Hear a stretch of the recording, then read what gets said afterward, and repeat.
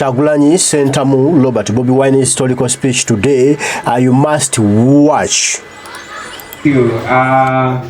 Good afternoon, ladies and gentlemen. Kindly take our apologies. We had a meeting with our fellow leaders, our parliamentary front at a while, so it is not our policy disrespecting people and roasting them on the sun. I want to add my voice to appreciate all of you that have stood against corruption in the past days and weeks. We salute all of you, comrade members of Parliament that came out and disassociated with corruption. There's an effort by the regime represented by Anita Mong to bind all of you.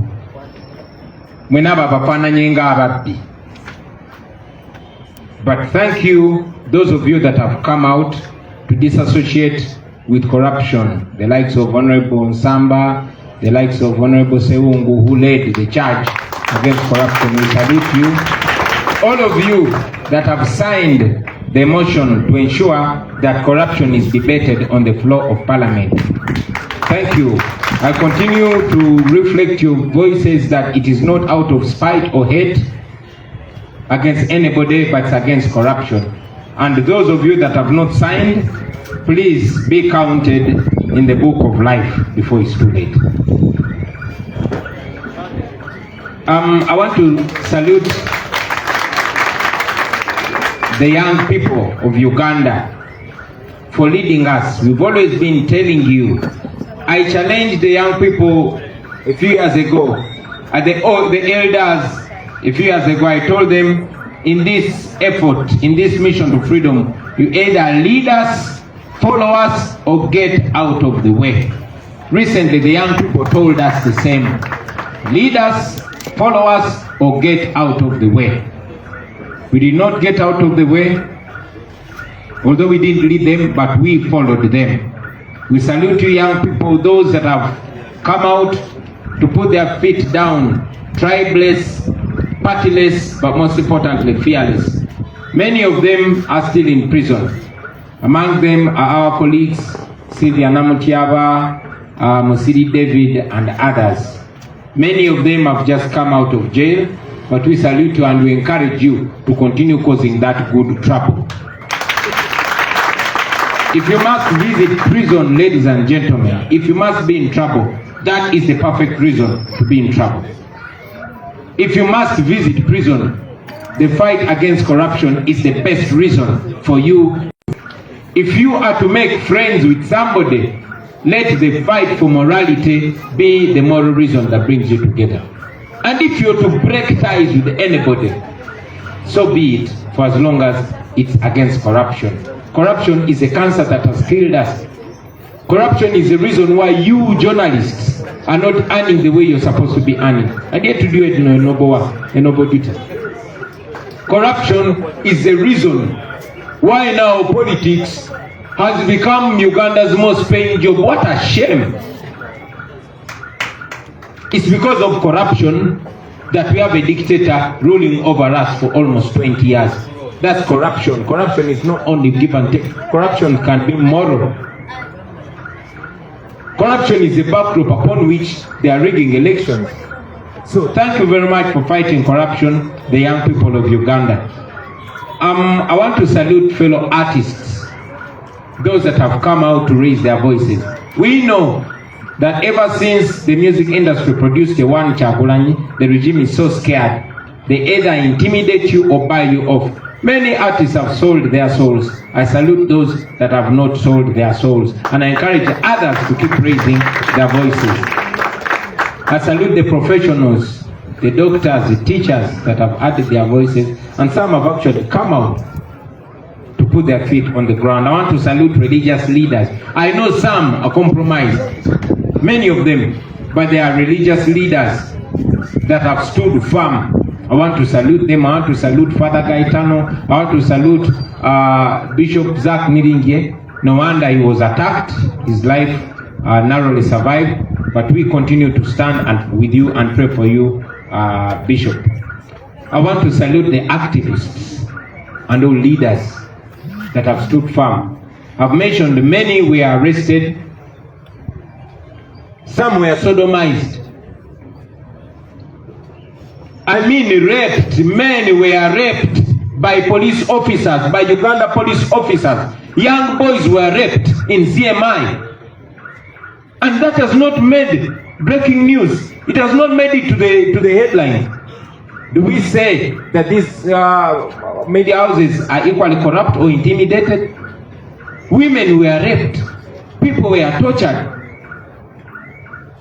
These are things that must be said without shaking voices. Because in Uganda, you'd be silent, but before long it might happen to you or your loved one. We continue to demand for investigations into these claims and to ensure that these offenders are brought to book. Ladies and gentlemen, I'll also mention that we were meant to have a huge celebration, which we continue to await, because the National Unity Platform made 4 years this month on the 22nd. We had asked for Kololo grounds, but as you saw, the regime said it's still under renovation. But be sure in a few days there's going to be a function there. So after that function, we shall go back and see whether the renovation is finished. On the same day, we were even blocked from addressing the press conference here. Some of our leaders were arrested. Honorable Zake used to have a very nice haircut, as you can see.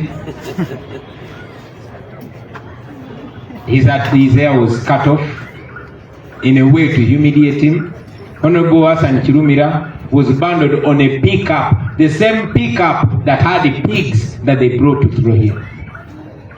He is the Imam of Parliament, but was put on the same police truck with pigs to humiliate him.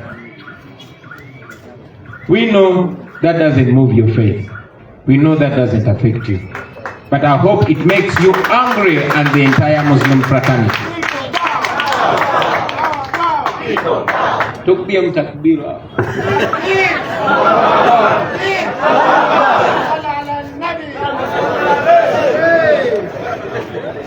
And finally, I'll also talk about our brother Achileo.